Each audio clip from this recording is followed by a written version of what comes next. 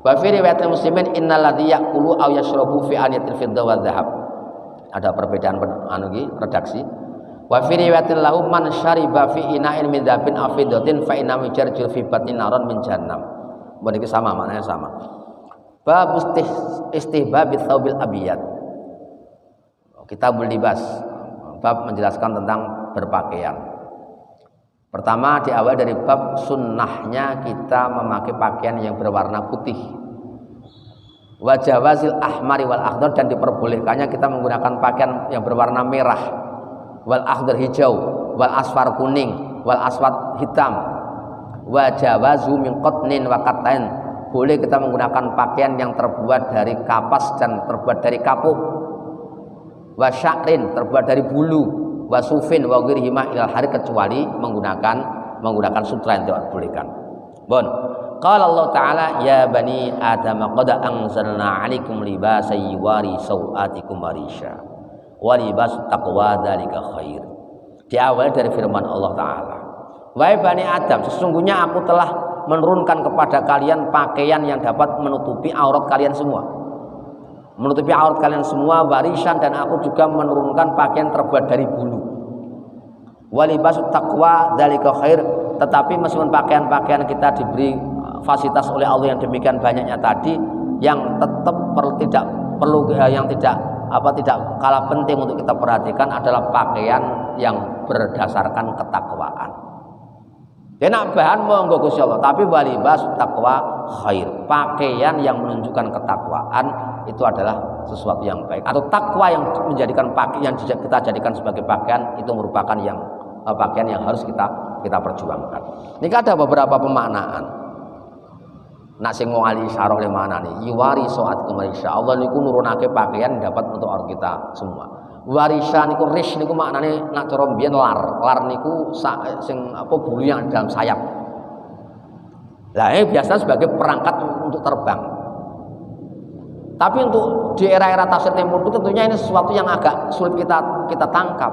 Bagaimana mungkin Allah kok memberikan pakaian kepada kita dan menurunkan rish, menurunkan bulu sayap? Itu untuk apa? Ini yang maknanya ya, mesti manusia gini iso mabur. Malah dikatakan risha niku iso mabur. Lah cuman risan yang dikendaki di sini apa? Manusia terus berbulu akhirnya kemudian dapat terbang? Tidak.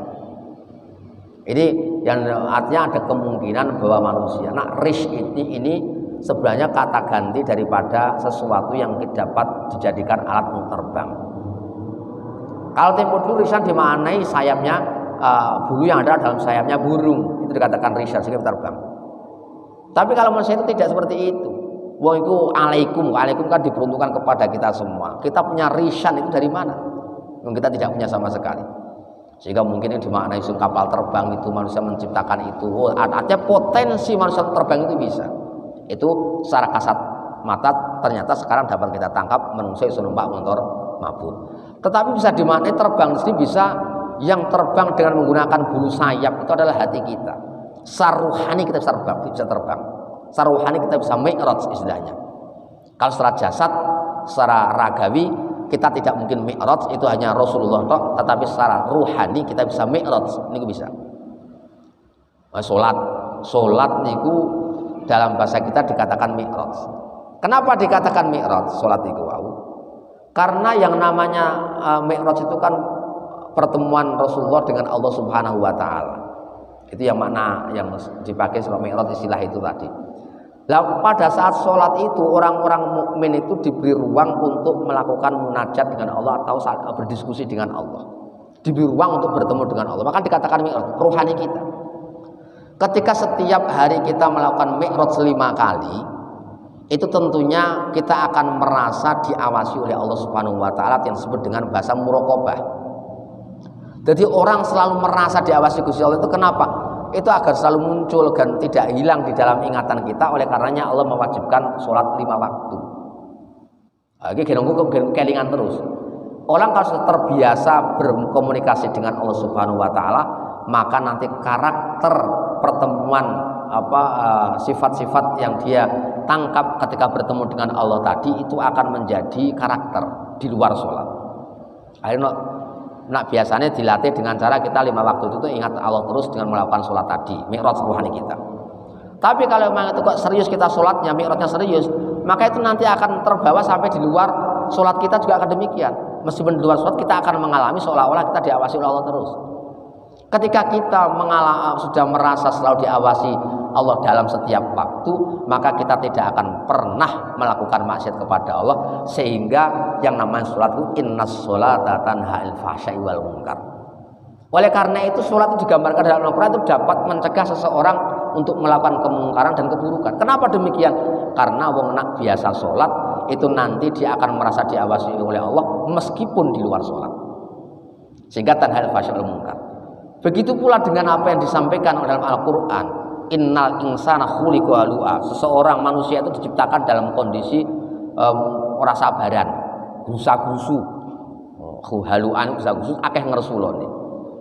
Idza massahu syarru jazua. Ketika dia mendapatkan sesuatu yang buruk atau musibah, maka dia akan banyak ngresulo ya. Banyak mengadu.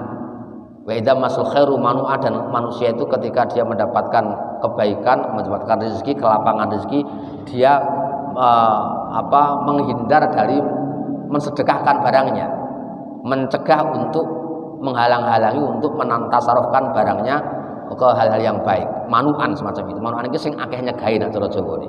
Nyegah sangka hak-hake Gusti Allah. Nek entuk duit ya ora gelem zakat, ora gelem sedekah, niku namanya manu'an. Tapi ternyata di antara karakter manusia sing ngeten niku ada yang dikecualikan oleh Allah. Illal musallina alladzina hum ala sholatihim daimun. Kecuali orang yang selalu melanggengkan sholat. Dia tidak akan manu'a, tidak akan menghalang-halangi hak-haknya Allah.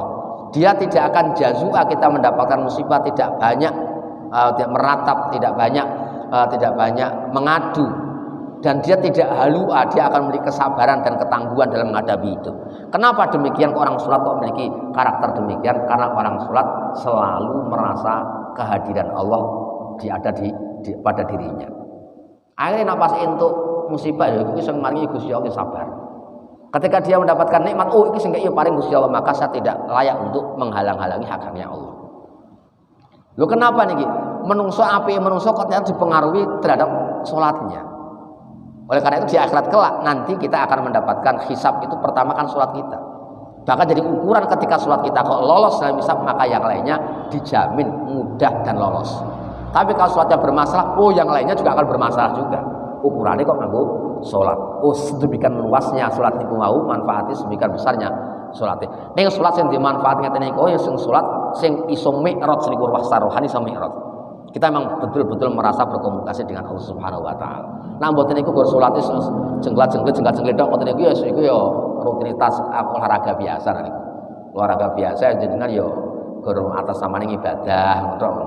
Nah di jenengane secara fisik dalam kasat mata kita ngibadah. Ini kayak olahraga biasa akhirnya kan. Tidak memiliki fungsi yang sempurna kalau demikian. Bon